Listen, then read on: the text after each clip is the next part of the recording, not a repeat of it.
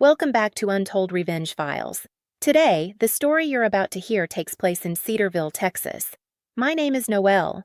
I'm 22 years old, and 4 years ago, my parents drove me to the airport, told me they loved me, and left me standing on the curb like a suitcase they decided wasn't worth checking. I need you to understand who I was before that day, because it matters. I was the good daughter, the quiet one, the one who never missed an honor roll, who never asked for expensive things, who made her own lunches starting in 7th grade because my mother, Vivian, said it built character. My father, Gerald, was a commercial real estate developer. My mother ran a boutique marketing firm that specialized in nonprofit branding. Together, they threw cocktail parties, sat on charity boards, and curated a family image so polished you could see your reflection in it. My older sister, Celeste, was the crown jewel of that image, pageant pretty, sorority bound, always photographed on my mother's arm at fundraisers like a living accessory. I was the background, the filler, the second daughter who existed mostly to prove they had a complete family. I graduated high school third in my class. Not first, not second, third. And in the Brennan household, third might as well have been last. Celeste had been valedictorian. I remember the morning after my graduation, sitting at the breakfast table still in my pajamas, and my mother saying, "Well, at least that's over with." No, congratulations. No, we're proud. Just relief that the obligation was finished. But then, something unexpected happened. My father announced a family trip. A weekend getaway, he said. A little celebration before Noelle figures out her next steps? My heart nearly burst. I packed a small bag. I ironed my nicest sundress. I thought maybe I'd been wrong about them. Maybe they just didn't know how to show love easily, and this trip was their way of trying.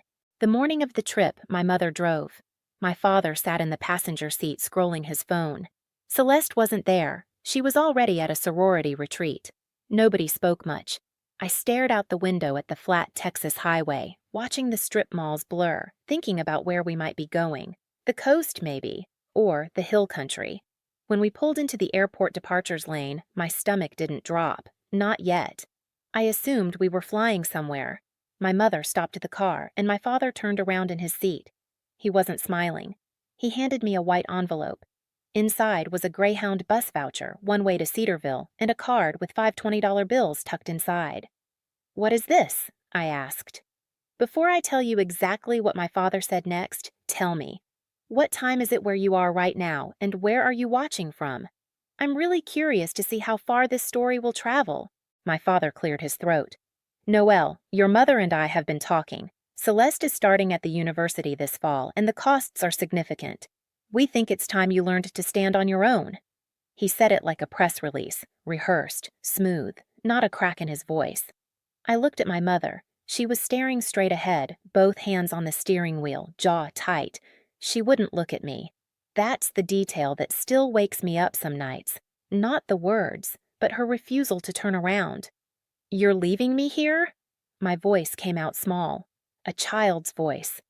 "We're giving you a head start," my mother said, still facing the windshield. $100, a bus ticket, and the independence you've always wanted. Some people would be grateful. I hadn't asked for independence. I'd asked for a family trip. I'd ironed a sundress. "Get your bag from the trunk, sweetheart," my father said. Sweetheart. The word felt like a slap. I stood on that curb in the 93-degree heat with my little rolling bag, watching their silver SUV merge into departures traffic and disappear. My phone was at 11%. I had no charger. I had $100, a bus voucher to a city I'd never set foot in, and the growing, sickening understanding that this had never been a trip. This had been a drop-off, a disposal, planned, budgeted, and executed. My chest felt like someone had poured concrete into it. My hands shook so badly I dropped the envelope twice, trying to slide it back into my pocket. A shuttle driver asked if I was okay. I nodded and lied. I found the Greyhound counter inside. The next bus to Cedarville left in 2 hours. I sat in a plastic chair near the vending machines, phone dying, sundress wrinkled, and I cried without making a sound. The way I'd learned to cry in the Brennan house, because noise drew criticism and tears drew lectures about being dramatic. I had no idea that a bus ride to a city I'd never seen would break me open and rebuild me into someone my parents wouldn't recognize, someone they'd one day need, someone who would walk into their shining charity gala and remind them exactly what they threw away. The bus smelled like diesel and fast food wrappers. I sat in the back row with my bag on my lap, watching Texas scroll past in shades of brown and yellow. My phone died somewhere outside of Milford. Without it, I had nothing. No map, no contacts, no way to call anyone. Not that I had anyone to call. My parents had made sure of that. They'd spent years keeping my world small. No sleepovers, no close friends, no outside relationships that might give me a mirror to see how wrong things were at home. Cedarville arrived as a blur of highway overpasses and strip mall sprawl. I stepped off the bus into a downtown I didn't recognize, dragging my bag over cracked sidewalks, scanning for anything that looked like an answer. What I found was the Crooked Nail, a dive bar on Ridley Street with a neon sign missing the C and a handwritten index card taped in the window. Room upstairs. 60 week, no parties. The room was exactly what $60 a week buys you, a twin mattress with a stain shaped like a continent, a window that didn't lock, a bathroom down the hall shared with whoever else was desperate enough to live above a bar. The floor was sticky, the walls were thin. I could hear every pool break, every jukebox song, every argument from below. I sat on that mattress and did the math. $100 minus 60 left me 40. $40 to eat, to survive, to exist, until I could find work. I had no resume, no references, no degree. My parents had never let me get a job in high school. It wasn't about protecting me. It was about control. Dependent daughters don't leave, but I did leave. Or rather, I was left. The first week nearly killed me. I walked into every open business on Ridley Street and the surrounding blocks. Coffee shop, hotel, grocery store, laundromat.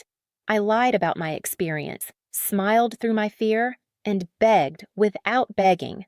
By Friday, I had 3 jobs: a 4 a.m. barista shift at Morning Grind, midday housekeeping at the Ridgemont Motor Inn, and late-night dishwashing at a bakery called Flour Plus Water, owned by a stocky, gray-bearded man named Hank Muller, who hired me because, in his words, "You showed up twice, so you're either desperate or stubborn, and I can work with both."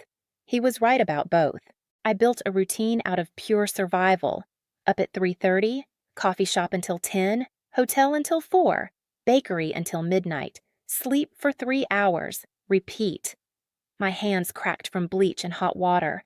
My shoulders ached from stripping hotel beds. I lost weight I didn't have to lose.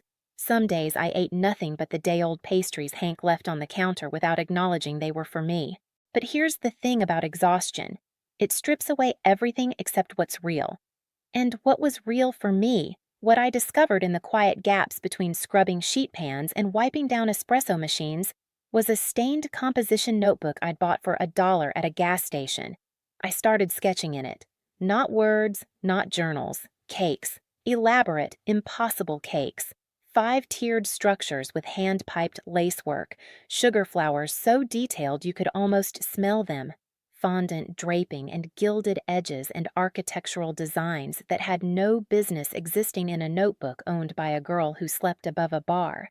Have you ever had something you were good at but were never allowed to pursue? Something that lived in you like a whisper you kept ignoring because nobody told you it mattered? That notebook was my whisper. The isolation might have swallowed me whole if it weren't for Jada Torres. Jada worked the morning shift at Morning Grind, a sharp-tongued 25-year-old with box braids and a laugh that could cut through a hurricane. She noticed me before I noticed myself. One morning she caught me sketching during my 10-minute break and snatched the notebook right out of my hands. "Girl," she said, flipping through pages, "what is this? You're drawing wedding cakes at 4:30 in the morning?" "It's nothing," I said, reaching for it. She held it out of reach. "This is not nothing. This is talent sitting in a dirty notebook pretending to be a hobby." She looked at me, really looked at me, for the first time. "Who are you, Noelle?" Nobody had asked me that in months. My throat closed. Jada became my first real friend. She didn't push. She didn't pry about my family. She just showed up, with coffee she didn't charge me for, with rides when the buses ran late, with the simple revolutionary act of treating me like a person who mattered. Then Hank found the notebook. I'd left it on the prep counter one night, and when I came back from the dish pit, he was leaning against the oven, reading it like a newspaper. My stomach dropped. I expected mockery. Instead, he closed it and set it down carefully. "You ever actually made any of these?" "No," I admitted. He pointed to the kitchen. "After your shift, this kitchen is empty until 5 a.m. You want to learn? You learn here. You make a mess, you clean it. You waste ingredients, you pay for them. Deal?" I nodded so fast my neck hurt. That night, after scrubbing the last pan, I tied on a clean apron and stood alone in Hank's kitchen with a bag of flour and my notebook open to page 1. My hands were trembling, but for the first time since that airport curb, they were trembling with something other than fear. It was time to build. Weeks turned to months, and months turned into a quiet, stubborn education. Hank didn't teach me like a mentor in a movie. No inspirational speeches, no hand-holding. He taught me like a mechanic teaches an apprentice, by pointing at what I did wrong, grunting approval when I got it right, and leaving recipe books on the counter with pages dog-eared to techniques I needed. Buttercream consistency, fondant elasticity, how to temper chocolate without seizing it, how to build internal cake structures that could hold 5 tiers without buckling. I failed constantly. My first fondant looked like wet clay. My first attempt at sugar roses crumbled into sad, sweet gravel. But I kept going because the alternative was going backward, and backward meant the curb, the envelope, and a mother who wouldn't turn around. By month 4, something shifted. My hands steadied. My piping became precise. The designs in my notebook started appearing on actual cakes. Not perfect replicas, but close enough to prove the gap between imagination and execution was shrinking. Jada's birthday was approaching, and I decided to make her a cake. Not a sheet cake from a box, a real one. 3 tiers, ivory fondant, hand-piped gold filigree, and cascading sugar peonies that took me 11 hours to sculpt. I worked through the night, my back screaming, my fingers dusted in edible gold. And when I set the finished cake on the morning grind counter the next morning, Jada stared at it for a full 30 seconds without speaking. Then she cried. Then she took 14 photos. She posted one on social media with a caption, "My best friend made this. She's not a bakery. She's not a brand. She's a girl who showed up one day with nothing and turned out to be magic. If you need a cake in Cedarville, you need Noelle." That post got shared, then shared again. Then it crossed into local foodie groups, and within a week, my phone, a refurbished model I'd bought with dishwashing money, was buzzing with messages from strangers. A woman wanted a retirement cake for her mother. A couple needed a small wedding cake on a tight budget. A boutique hotel asked about a dessert collaboration. I named my venture The Gilded Crumb. It started in Hank's kitchen after hours with his gruff blessing and a handshake agreement. When orders outgrew his space, I rented time in a shared commercial kitchen across town, using every dollar I'd saved from my 3 jobs. I dropped the hotel housekeeping shift first, then the coffee shop. By month 8, I was baking full-time, filling orders from a folding table, delivering cakes in the back seat of Jada's Honda, and learning the business side through YouTube tutorials and library books. If you've ever built something from absolutely nothing, no safety net, no family money, no connections, then you know it doesn't feel glamorous. It feels like holding your breath underwater and hoping you surface before your lungs give out. But I surfaced. Then Marcus Chen found me. Marcus ran a food blog called Fork and Follow that had a serious local following and a growing national audience. He'd seen Jada's post, tracked down my social media page, and ordered a cake for his mother's 70th birthday, specifically requesting the gold filigree peony design. When he picked it up, he spent 20 minutes photographing it from every angle. His feature article went up on a Tuesday. By Thursday, it had been reposted by 3 regional food magazines. My inbox exploded. Orders came in from neighboring cities. A kitchen supply company offered a small sponsorship. A local news station reached out for a segment. Now here's where I need you to pay attention because this is where the story turns. Among the flood of emails was one that looked different, professional, polished. It came from a marketing firm I didn't recognize at first until I read the signature line. Vivian Brennan, Principal, my mother's firm. The email was written in third person, as if a junior associate had drafted it, and it proposed a brand collaboration between the Gilded Crumb and an upcoming charity gala hosted by the Brennan Family Foundation. My sister Celeste's name was listed as the gala chair. They wanted me to provide a signature cake, appear in promotional materials, and participate in a family success story segment for the event's social media campaign. They didn't mention the airport. They didn't mention the bus ticket. They didn't mention 2 years of silence. No calls, no texts, no single attempt to find out if I was alive. They mentioned synergy and brand alignment and an inspiring narrative of independence. Have you ever been invisible to someone for years, only to become visible the exact moment you become useful to them? That email wasn't reconciliation. It was acquisition. They didn't want their daughter back. They wanted my brand. My hands shook when I read it, but not from pain this time, from clarity, because I finally understood something I'd been circling for 2 years. My parents hadn't abandoned me because they couldn't afford to keep me. They'd abandoned me because I didn't serve their image, and now that I'd built something shiny enough to reflect well on them, they wanted to hang me back on the wall. I closed the email. I didn't reply. I sat in my little commercial kitchen with flour on my apron and my notebook open beside me, and I felt something I hadn't expected. Not anger, not triumph, but a deep, settling calm, like a bone finally clicking back into place. I knew exactly what I was going to do. 2 weeks later, I walked into the Brennan Family Foundation charity gala, not as a vendor, not as a brand collaboration, not as a prop in my mother's marketing campaign. I walked in as a ticketed guest in a deep emerald dress I'd bought with my own money, my hair pinned up, my hands still faintly scarred from 2 years of bleach and hot ovens. Jada had insisted on doing my makeup. Hank had insisted on nothing. He just nodded when I told him where I was going, the way he nodded at everything that mattered, once, firm, and without unnecessary words. The gala was held at the Whitfield Grand, a restored ballroom in the old district of Ridgewood, the wealthy suburb where I'd grown up. Crystal chandeliers, string quartet, women in gowns that cost more than my first 6 months of rent. I recognized faces from my childhood, my parents' friends, my father's business associates, neighbors who'd watched me grow up and never once asked why I disappeared. I saw Celeste first. She was standing near the silent auction table in a silver dress, laughing at something a donor had said, holding a champagne flute like it was part of her hand. She saw me, and the laugh died. Her lips parted. She didn't say my name. She said, "Oh my God," and it came out like a whisper meant for no one. Then my mother turned around. Vivian Brennan, in navy silk with her hair swept into a perfect chignon, holding a program with the foundation's logo on the front, looked at me across 20 feet of polished marble floor. For 1 second, one flicker, I saw something cross her face that might have been shame. Then she rebuilt herself. She crossed the room with measured steps, smiling the way she smiled at clients. "Noelle, what a surprise." She reached for my arm.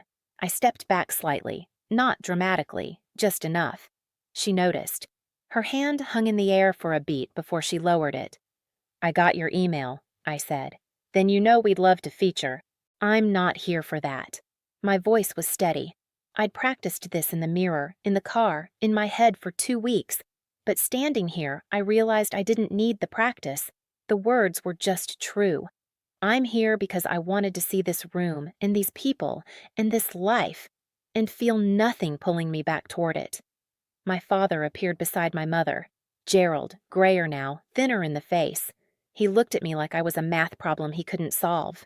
"Noelle, this isn't the place for—" "For what?" I said. "For your daughter to show up?" "You're right. You made sure of that 2 years ago at the airport." A few heads turned. My mother's smile tightened. "Let's not do this here." "I'm not doing anything, Mom. I'm just standing in a room. You're the one who sent me an email pretending we have a relationship so you could put my name on your gala materials. You're the one who wants a family success story from a family that left their 18-year-old on a curb with a bus ticket and $100. Silence. The string quartet played on, but the people nearest us had gone still. My father's jaw worked. Celeste had drifted closer, clutching her champagne like a shield. "We gave you a chance to grow," my mother said quietly. "And look, you did." That sentence, that surgical, elegant revision of history, she actually believed it or needed to. You didn't give me a chance," I said. "You gave me away. There's a difference, and I didn't grow because of what you did. I grew in spite of it. I grew because a stranger named Hank let me use his kitchen, because a woman named Jada posted a photo when no one in my own family would answer a phone call, because I washed dishes until my hands bled and taught myself to build something beautiful out of flour and sugar and stubbornness." I took a breath. My mother's eyes were glassy. My father looked at the floor. "I hope this gala raises a lot of money tonight," I said. "I hope Celeste's foundation does good work. I genuinely do. But I am not your brand story. I am not your redemption arc. And I am not coming home because I already have one." I didn't wait for a response. I turned and walked back through those gilded doors, past the chandeliers and the champagne and the people who'd built their lives on appearances. And I stepped into the warm Texas night where Jada was waiting in her Honda with the windows down and Hank's leftover cornbread on the passenger seat. "How'd it go?" she asked. I said what I needed to say. She nodded. "Then let's go home." So, after everything you've heard, if you were standing where I stood, with parents who only reached out when your name could decorate their event program, would you have walked back into their world and called it forgiveness? Or would you have walked back out and called it freedom? I chose freedom, not because I hate them. I don't. Some nights, I still grieve the family I wished they'd been. I still hear my father say, "sweetheart," and feel the sting. I still wonder if my mother ever turned around after they drove away from that curb. But grief isn't a leash, and missing someone doesn't mean you owe them access to the life they refused to help you build. The Gilded Crumb is real now. A brick-and-mortar shop on Delancey Street with a hand-painted sign and a kitchen that smells like vanilla and brown butter every morning. Hank comes by on Tuesdays to critique my sourdough. Jada manages my social media and takes too many photos of everything. Marcus writes about my seasonal menus and always orders extra. They are my family, chosen, earned, and real. My parents still have their gala, their foundation, their silver SUV, and their perfect image. I didn't take anything from them. I just stopped letting them take everything from me. And that, I've learned, is not revenge. It's not bitterness. It's just the quiet, stubborn act of building a life that's yours, from scraps, from skill, and from the refusal to stay on any curb where someone left you. If this story hit you somewhere deep, if you've ever been the one left standing on a curb, in a doorway, at a table where no one saved you a seat, then you already know what Noelle knows. You don't owe your loyalty to people who only love you when you're useful. You don't owe forgiveness to people who never asked for it. And you sure don't owe your story to people who tried to erase you from theirs. Sometimes the people who are supposed to love you the hardest are the ones who leave the deepest scars, and sometimes the real family, the ones who see you, who stay, who show up with cornbread and a car ride and no questions asked, they're not the ones you're born into. They're the ones you find along the way. Noelle didn't get revenge. She got something better. She got free. Now, if this story moved you, I need you to do something for me. Drop a comment right now. Tell me, have you ever been the invisible one in your family? The one who was good enough to use but never good enough to keep? I read every single comment, and your story matters just as much as the one you just heard. Hit that like button if you felt something. Subscribe if you're new here. We drop stories like this every single week. And share this with someone who needs to hear it tonight. Sometimes one story at the right time can change everything. I'll see you in the next one. Stay strong, stay free, and never let anyone tell you that your worth has an expiration date. This has been Untold Revenge Files. And Noelle, wherever you are, we see you.